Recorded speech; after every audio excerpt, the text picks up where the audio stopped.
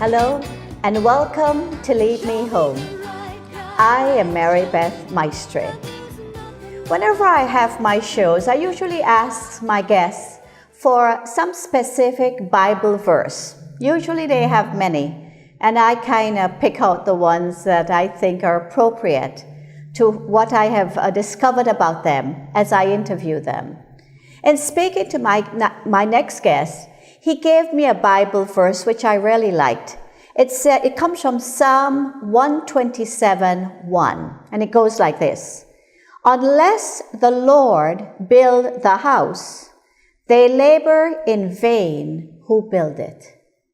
And these words are so appropriate to my next guest's story. He allowed the Lord to build his house, and he did not try in vain to labor without the Lord.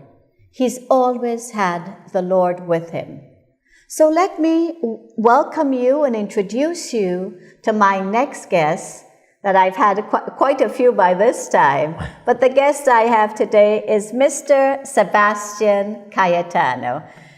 Sebastian, thank you so much for being here on the show with us today. And thank you, Maribeth, for having me. You're so welcome. Sure. You know, in interviewing you, I've learned so much. I know a lot of the public out there know you already and know you as the Garifuna man right. with your museum and everything. Yeah. And it's not that I didn't know quite a bit of it, but you can always learn more. Oh, certainly. Definitely. So I'm going to ask you to begin your life history so the audience could know a little bit more about you by starting off where you were born, parents, what your faith was like, brothers, sisters, schools you went to. Okay. So I'll leave you to that. Now, Maribeth, I'm a twin.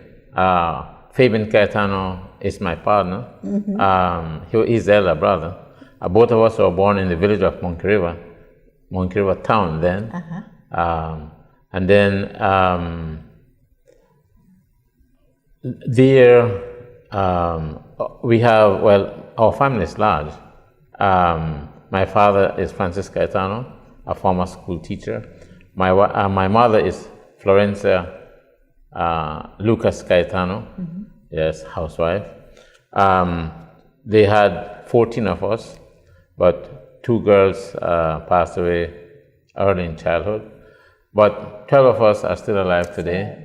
Our eldest brother is Bernard, followed by Father Callistus Cayetano now.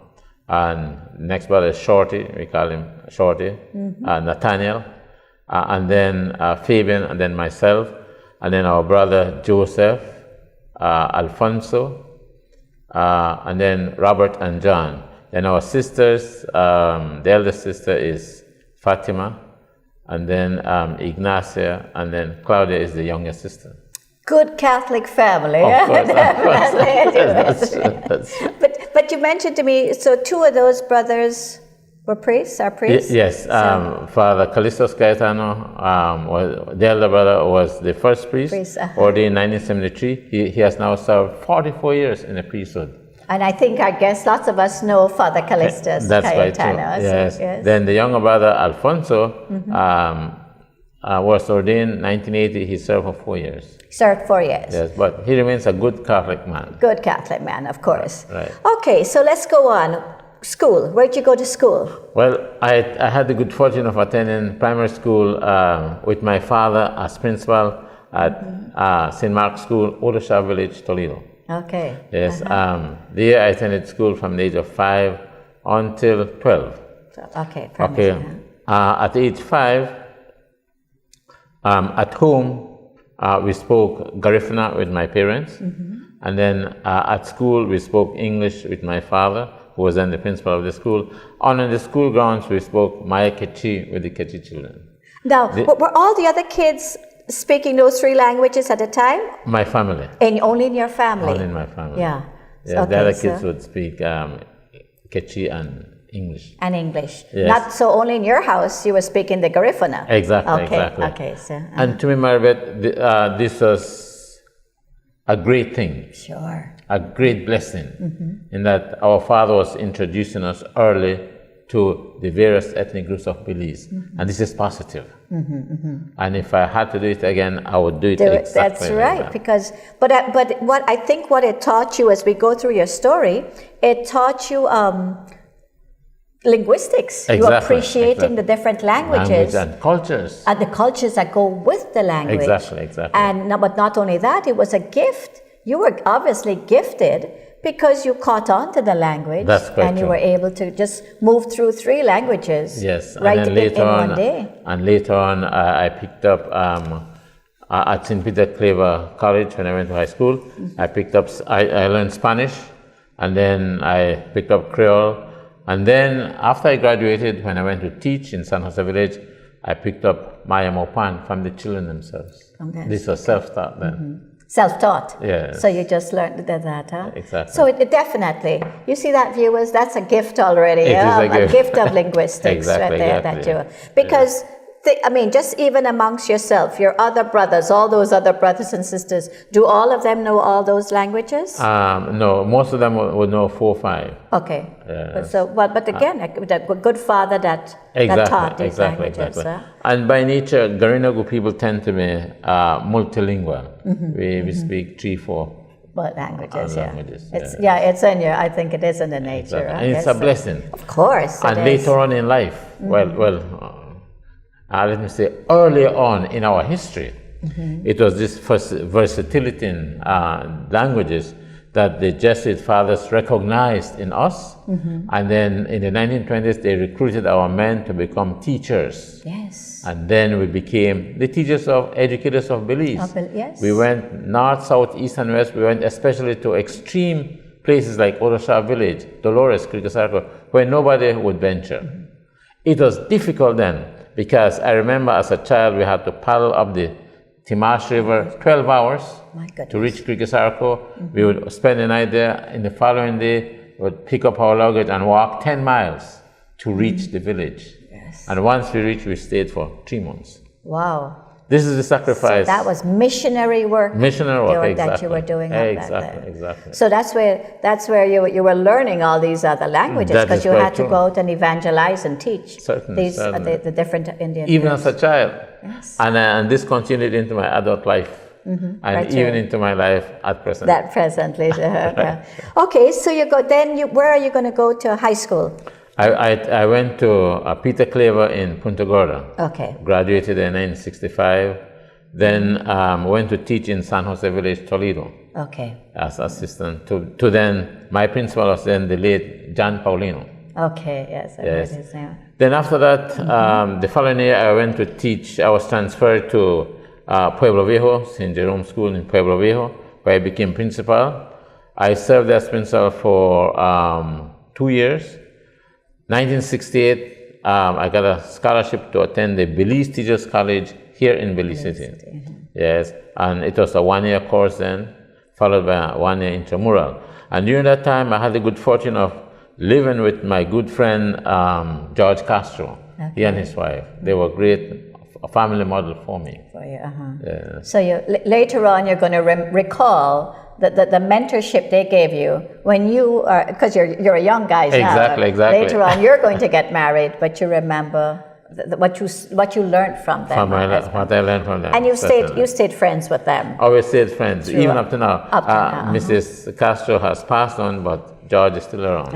Okay. Yes, Exactly. and then after completing my studies, my course here at Belize Teachers College, I went back to Krikasarko. There I taught for Krikasarko until 1972, when I received a scholarship, UK scholarship, to go train in Scotland, Murray House College in Edinburgh, Scotland, where I did a 1-year advanced course, diploma course in the teaching of English as a second language at the advanced level. So there you go. I mean, they recognize something in you to be able to send you off for advanced courses. Exactly. Where is your faith at this time, even while you're abroad? What's your faith like? Even while I was abroad, I was still Catholic, very strong Catholic. I attended Mass on Sundays, found the church, St. Patrick's Church in Scotland. Attended there every Sunday faithfully. And during my spare time, I would pray, pick up my Bible and pray. So you were never far from God? No, right? never. I needed Him most. More than any. You let, like that little Psalm, you let Him build your house. That's you quite were true. determined to let That's Him quite true, build your my bad. house. Okay, so you returned to Belize after that 1 year. So after that 1 year, well, in 1966, I met and fell in love with my wife to be, lady, yes. Isabel Nunez then. And then we courted for 7 years. And then when I returned in 1973, I decided it was time for us to be married. Okay. So we got married 29 December 1973. Down in Punta Gorda. Down in Barranco. We got married in Barranco. Okay. Yes. And then 44 years ago. Wow, that's a Like nice long yesterday. marriage. Yes, wonderful. Yes. Okay, so you're doing all of that. You get married, and you say she too comes, your wife, comes from a good Catholic family. background, huh? Exactly. Catholic background. Yes. So, okay, so everything seems to be going well.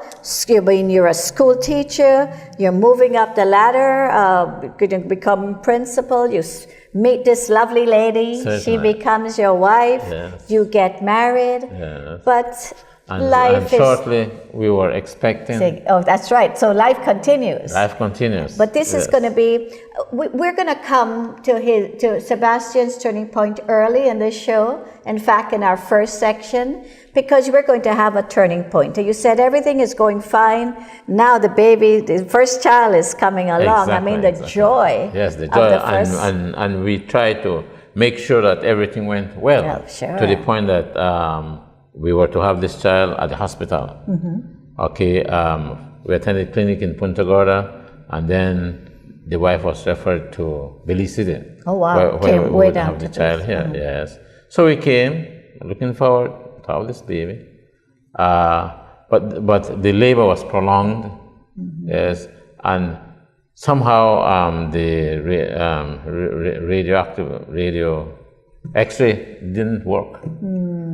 So, and that caused the labor to be prolonged. And in the process, the doctor accidentally cut the child, the baby at his neck. But this was not discovered also until the following day. Too late, the child died. So you lost. We lost that this one. beautiful. Now that's devastation, huh? Very that devastating. can cause trauma in any lovely young marriage waiting for that first child. Certainly, and especially for my wife. For your wife, oh yes, we very, all the very women, we can, all you women out there, we can empathize with that. We know what Certainly. that would be like. And Maribeth, this was a test of our faith. Oh yes, it Yes, had but to be.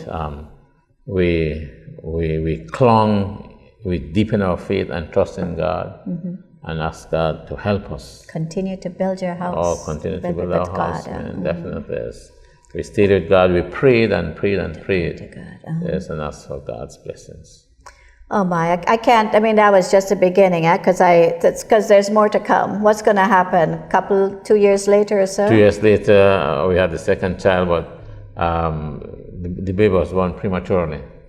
So that was another loss. So one To after the to other. recover from these painful experiences and losses, it took me a good 14 years with prayerfulness as well.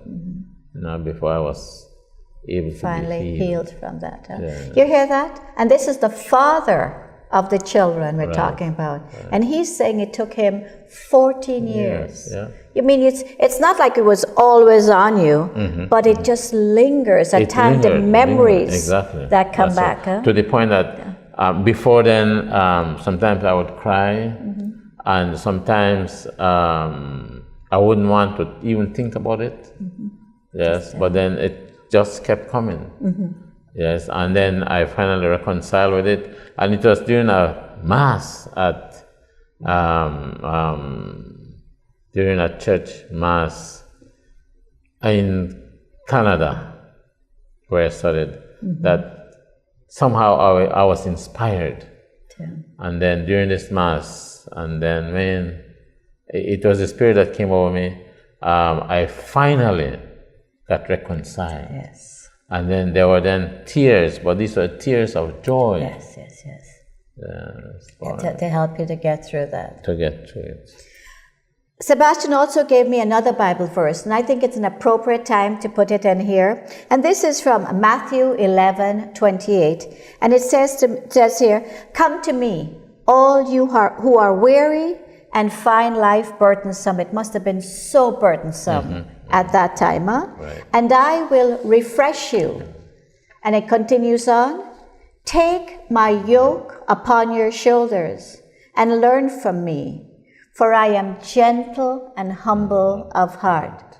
Your souls," and when I read that, I thought, your souls, both you and Isabel's souls, "will find rest, for my yoke is easy and my burden light." Okay, viewers, we'll go to a break now, Sebastian, and when we come back, we'll continue on Sebastian's story.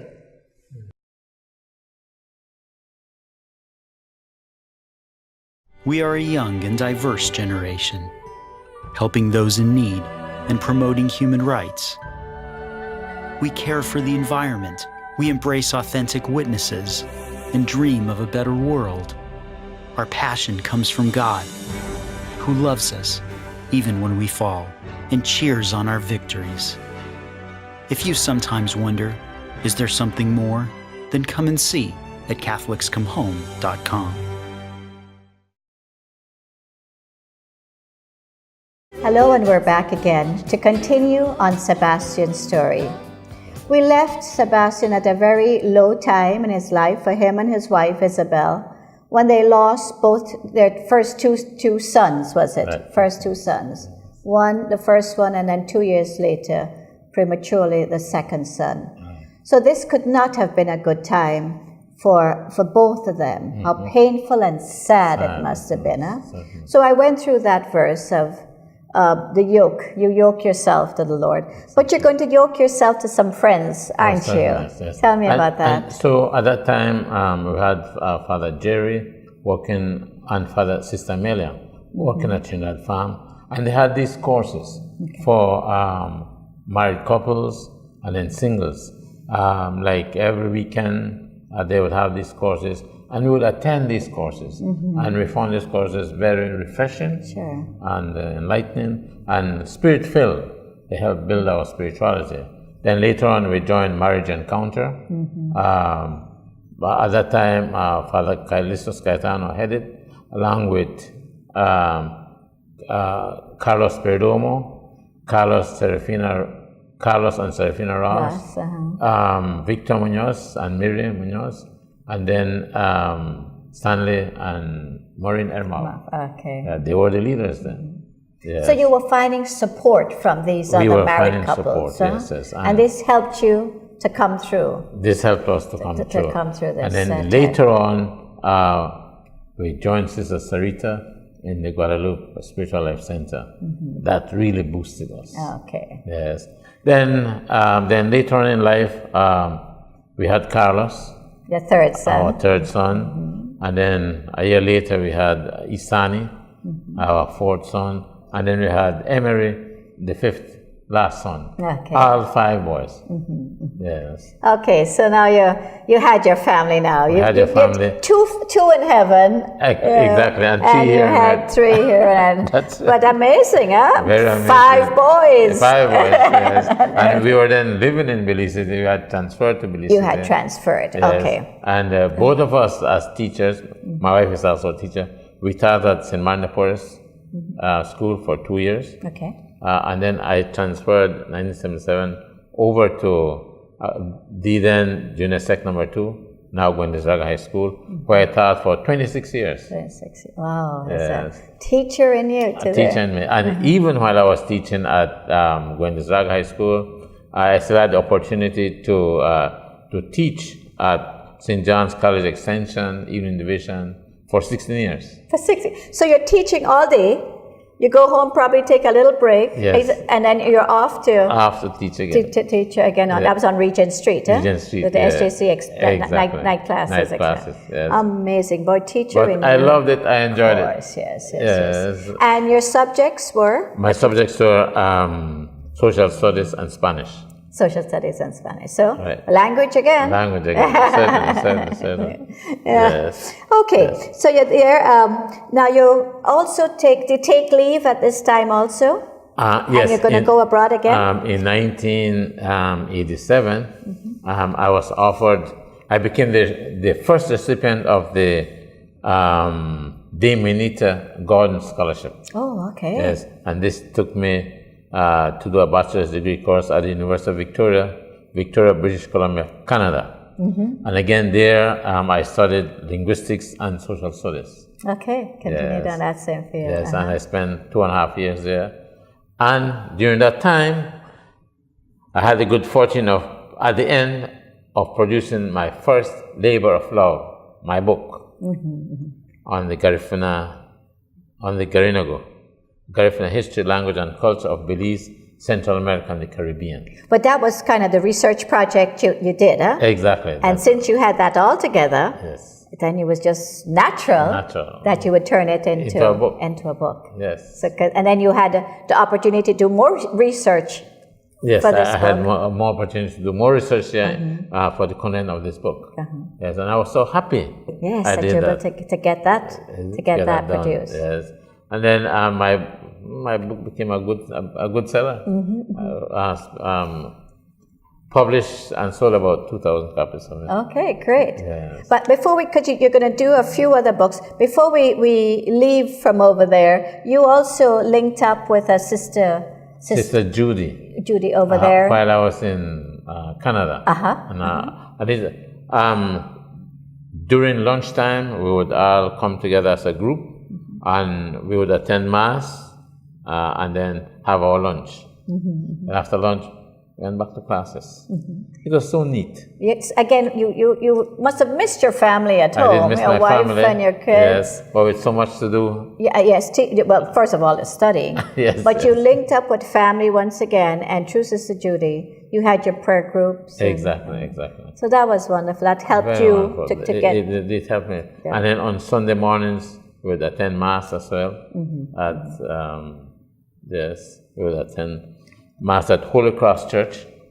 Yes, and then that was good. That kept me going. To keep you, Yeah, for that those really long kept me going. period of time. Exactly. Okay, so you're back in Belize now. You've produced this book, but you had a few more booklets at your books that you've also.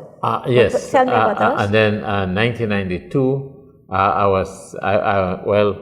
during summer holidays, I worked with the Peace Corps. Okay, and then I was able to produce Maya Kechi teaching manual for the Peace Corps, U.S. Peace Corps. Yes, and that went well.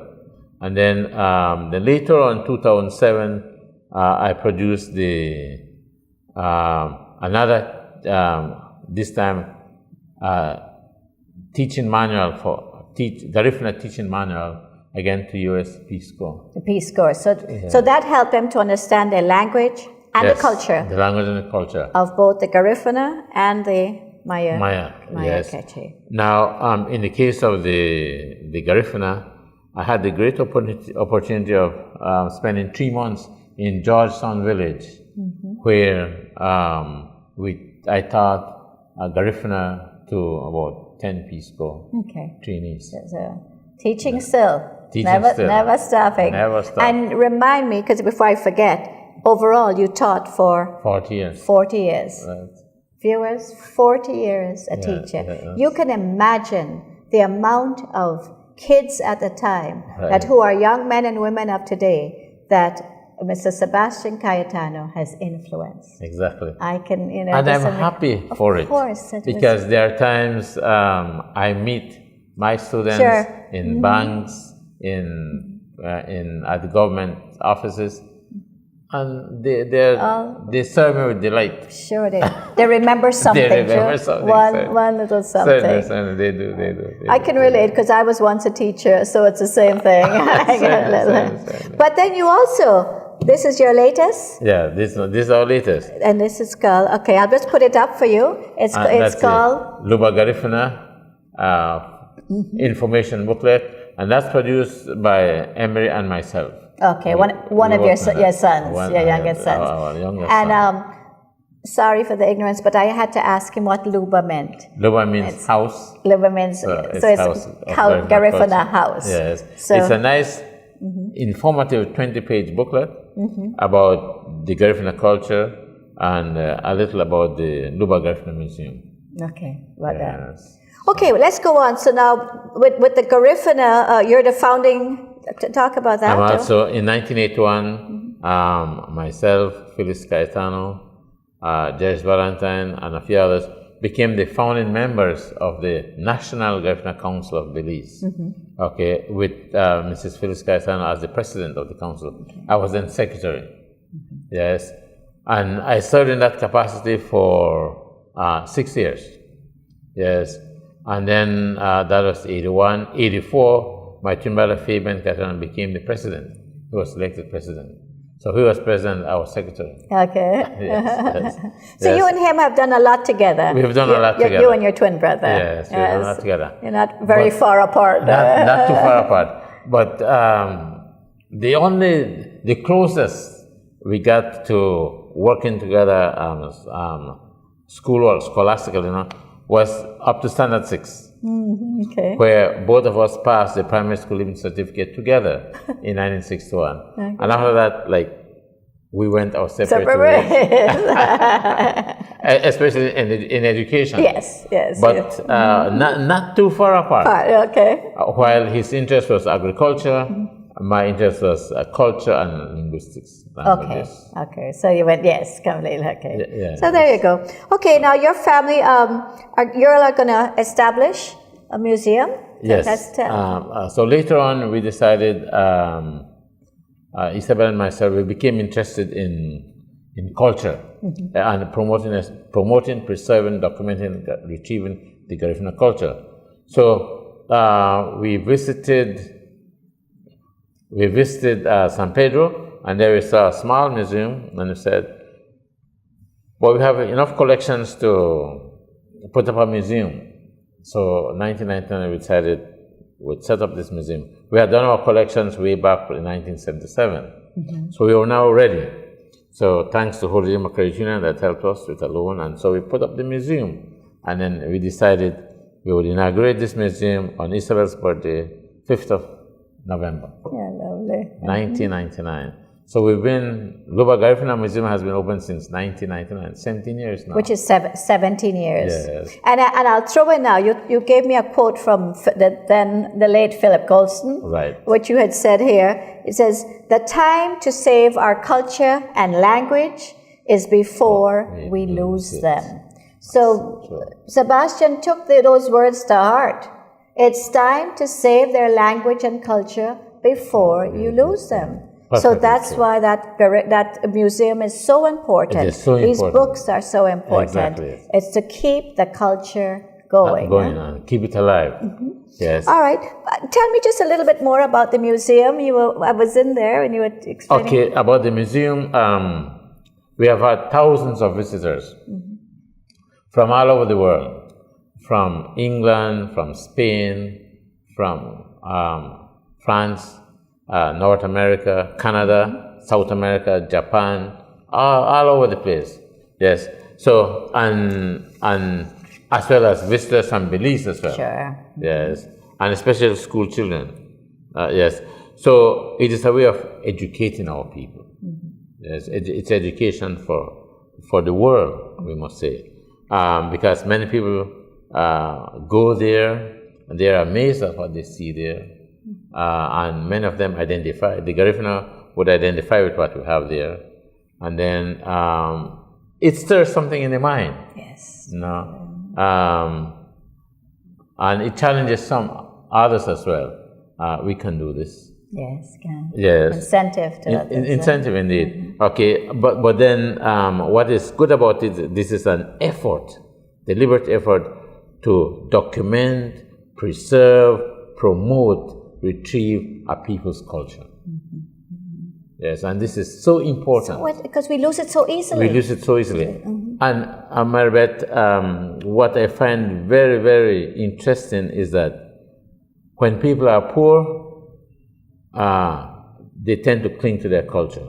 But once they get affluent they right. lose it, and then later on realize, oh, we don't have a culture, so let's get back to it.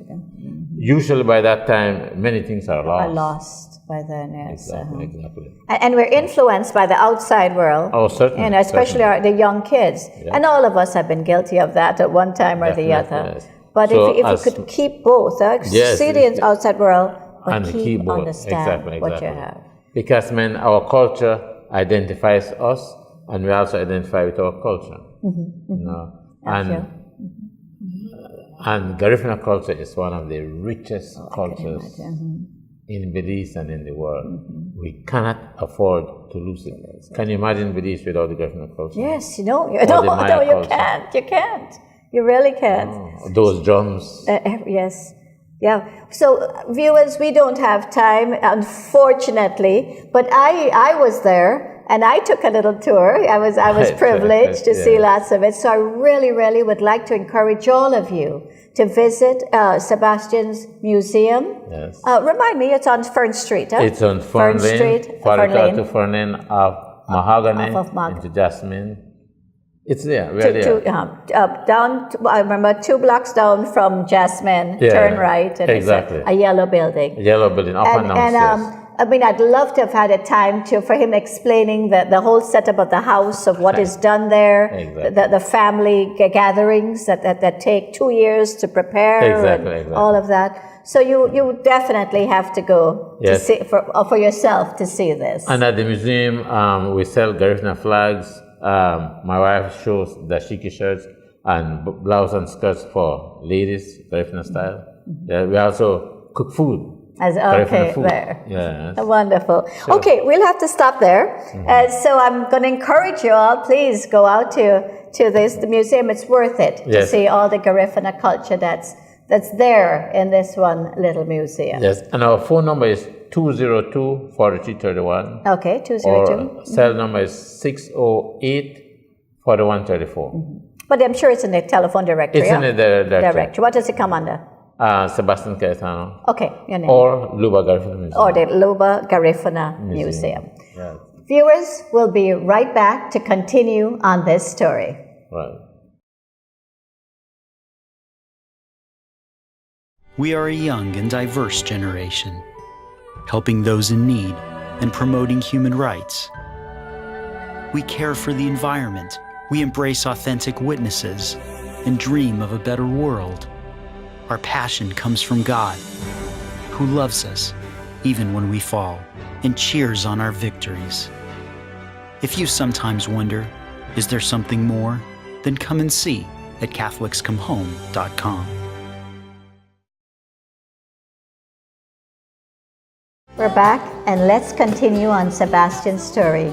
We left off speaking about his museum, which was so very interesting. But as usual, I need to know more of his faith, our Catholic faith, and the combination of the Garifuna spirituality with our own Catholic spirituality. So tell me a little bit of that, how the two are able to mesh and go hand in hand. Okay. Maribeth, in our tradition, the Garinago, we believe in God, first and foremost. Sure. We believe in God, but we also honor our ancestors. Now, with our ancestors, in Garifuna we say, Ao Bun Buguyanu, and this means, I am because you are because I am. It is a belief in reciprocity. We need each other. We have to learn to live in harmony and in peace with each other. And this is what our ancestors instill and stress upon us, that we have to live in harmony with each other. Brothers and sisters, father and mother, siblings, all must live in harmony with each other. Okay, now, Garifuna has various rituals. We have the Mali, we have the Chugu, then we have the Degu. The Degu is the climax of Garifuna spirituality, where the Degu ceremony is thanksgiving, it is healing, it's family reunion. And this goes, it stretches to about 5 generations. Okay. Okay. Now, there are times when the ancestors, through the medium of the buoy, would request from a family member in dreams a mass and a table of food offering. Okay. Now, and then when the family members refuse to do that, then it gets bigger and bigger and bigger to the point that the ancestor may ask for a 7-day Digu ceremony. Now, the Digu ceremony takes 2 years to prepare for. A lot of preparation, because family members are invited all the way from Belize, Guatemala, Honduras, United States as well. They're all invited. Sometimes when we gather, there are 300-400 family members, 5 generations. Sometimes you're meeting your cousin for the first time. Okay, yes. Yes. So the date is set for this family reunion, and then the buoy is selected, and then the food preparations is done, plus quota is assigned. Okay. Now, when we gather on a Sunday, and then Monday we send out 3 dories with about 3 persons in each dory out to sea to fetch the favorite seafood of the ancestor, be it kongs, fish, lobster, coconut, and whatever, turtles as well. So they stay there from Monday and they come in on Thursday. When they come in Thursday, we go greet them by the seashore and bring them to the temple. When we get to the temple, incense is smoked on the whole thing, and then what is the catch is separated. Okay, that goes on in the Thursday afternoon. Then we bring in all the cassava, flour, sugar, whatever else is going to be prepared for food. It stays there, and then Thursday evening, Thursday night, the slaughter of the 2 pigs for the following day. In the morning, Friday morning, about 5 o'clock, the roosters are slaughtered, and then the cooking begins. Now, the cooking begins at 5, 6 in the morning, and then it usually ends by 12 o'clock. 12 o'clock, the food must be ready, and then it is served warm, hot, because it is the aroma that the ancestors had helped themselves with. All are invited, and then tables are set, and then the food set on the table. Everybody, all are also called in to pray and give thanks and ask the ancestors to help themselves. The food stays there for a good 3 to 4 hours, from about 12 till about 4 in the evening, and then everybody is called back again, and this time we give thanks. After we give thanks, the food on the tables are shared into 3 portions. A portion goes to a hole is dug in the ground. A portion goes to Mother Earth, because we get food from the earth. A portion is thrown into the sea, because we get food from the sea. Some of our ancestors also died at sea. The third portion is cooked over to be served at midnight, because after the whole process of food sharing is done, then the drums roll until the morning. Yes. Oh, so very interesting. And then even you mentioned about the drums. How many drums are used in your at this time? In the Garifuna secular music, we only use 2 drums, the primero and the segunda. But in the Digu ceremony, we use 3 drums, 3 segunda drums. Okay. Now the first drum refers to the children of yesterday. The heart drum, Lanigi Garang, that refers to the children of today. You call it the heart drum. I love that. Lanigi Garang, the heart drum. And then the third drum refers to the children of tomorrow, the future. The future. Yes. So the past, the present, and the future is symbolized in these drums. And everything you've just said is no different really from some of the biblical things that happened within the Bible. Exactly. And viewers too, when he was explaining all of this to me, right here in our saint books, Lives of the Saints, Yep. I referred back to Dia del Muerto. Exactly. The Mexicans, Mexicans. we always Yep. have that here, Dia del Exactly, Muerto, exactly. where they set up their altars and they right. put out the food for their Certainly. dead. Exactly. And it's a beautiful ceremony. It is. Apparently you go to your cemeteries as well. Yes. You clean up And your we do that. cemeteries Right, and all of that. right, yes. So and it's the so- Mayas also do the Dia del Muerto Okay. on All Souls, All Saints Day. Yes, so this is All Souls Day, and this is a big feast in the Catholic Church. Certainly, The 2nd of November, All Souls Day. Right. So we're catering once again to ancestors. Ancestors. Because the church is what? Help me see if I get it right. There's a church militant, which is us, the church triumphant, those living in heaven, Yes. and the church purgative, those living in purgatory. Purgatory. So we're all one big church.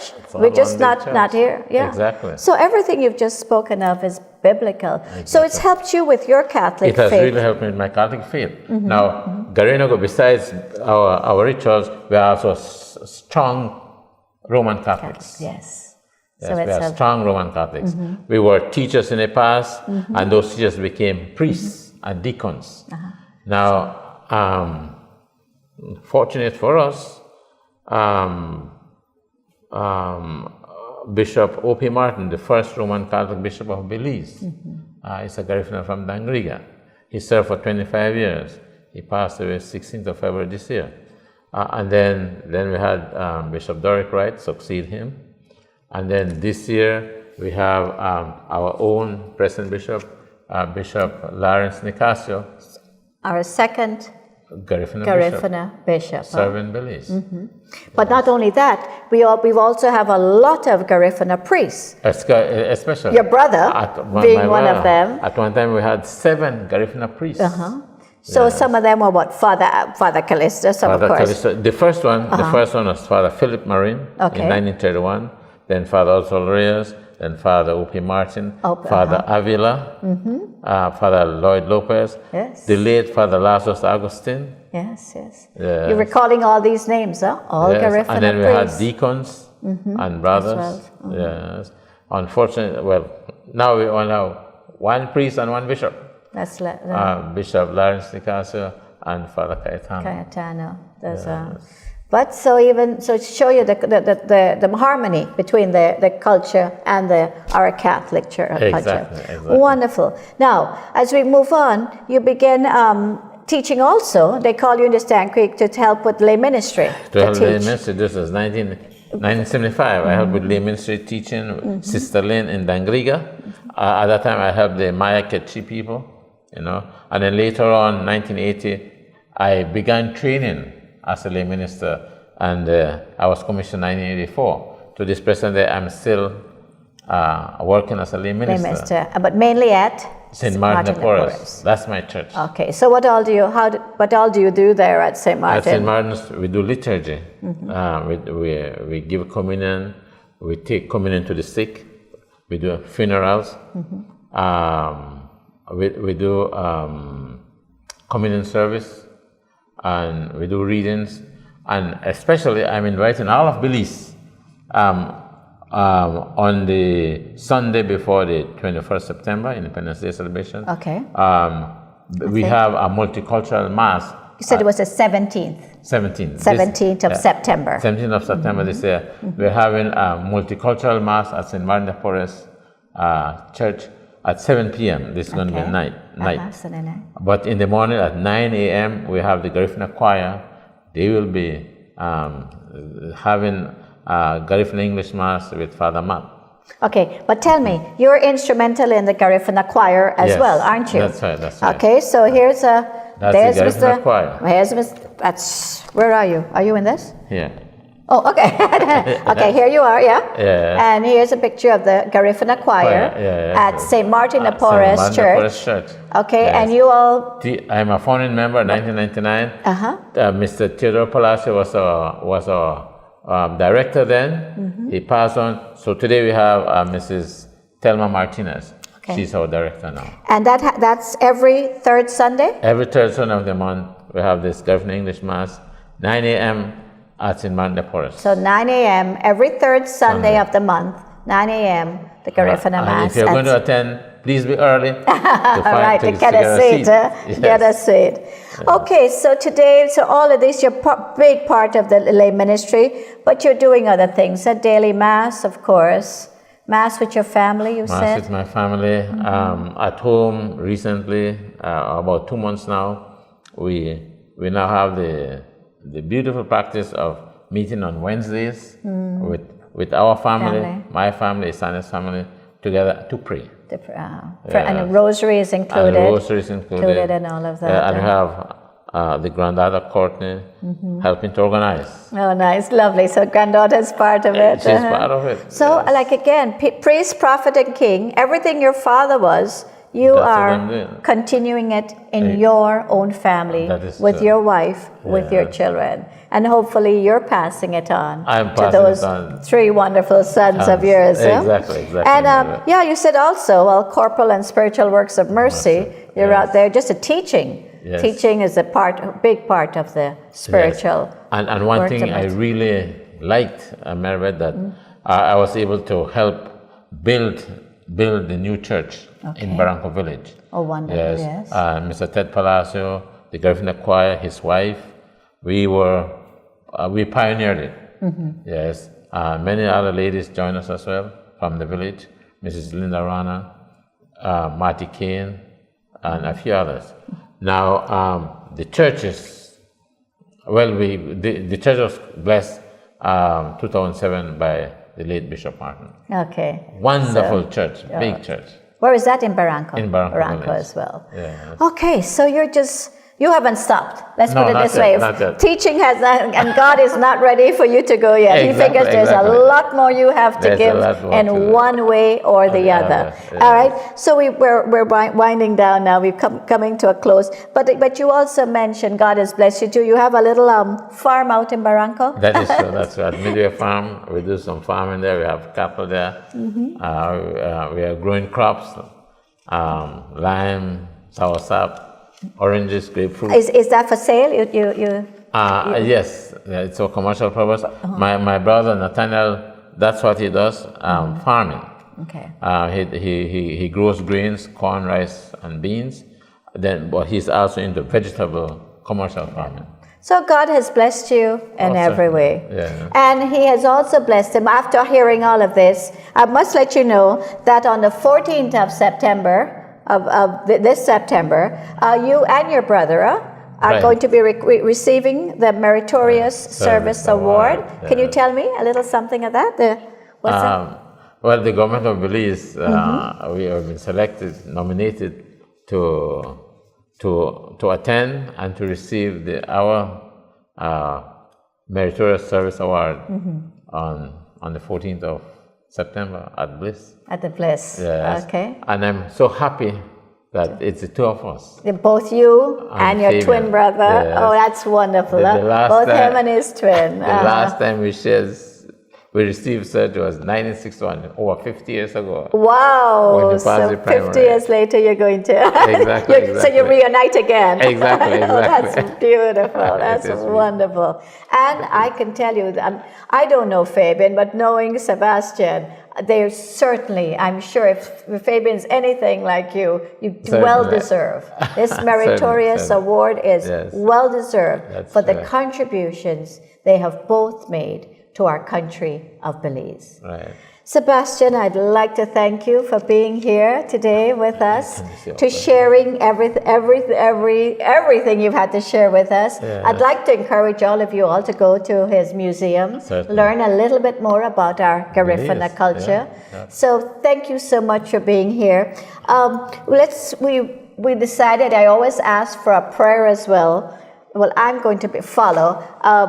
Sebastian is going to read the Our Father in Garifuna. Yes. So I'll follow with him. Okay. Wagchile selbe inebola biri chilula barui haung adigwala leba busserbe ya ubo kisa digno se rubo iga fame ugunya tolana sagwe fernabe watara kisa ferdomane ha charba won madun hebaudio lemer figo ainsa fabo liga sunguri bani Itara la sereme balis sereme bungye Thank God, thank Belize, thank Maribeth. Amen. Thank you. Thank you so much. The Our Father in Garifuna. Wonderful. Right. Okay, my usual thanks to everyone. So first of all, thank you, Sebastian. Thank you, viewers, for being here with us today to enjoy this show, this very informative show, and to understand, like I said, some people have their turning points in different ways of being led back. But Sebastian, I think, didn't go far from his church. Right. You were always there. Yeah. And back to that psalm again,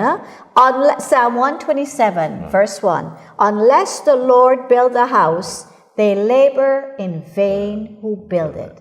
So Sebastian didn't go far from this psalm. Certainly. You kept the Lord. He helped to build your house, even through those very hard times that you had to go through. So thank you once again. Thank you, cameraman, Mark, Lewis. And as usual, I like to thank Tom Peterson for allowing me to use his evangelicals. Remember, you can see him on EWTN at the show Catholics Come Home, and his site is catholicscomehome.org. And I'd like to add here, if anyone would like to come on this show, like Sebastian has done, and I'm sure you have a Lead Me Home story, you can always connect with us. You can call us at Guadalupe Media. That number is 223-3311. Pray on it. You never know. When God calls you, He might want you to come on this show. Thank you once again. God bless you.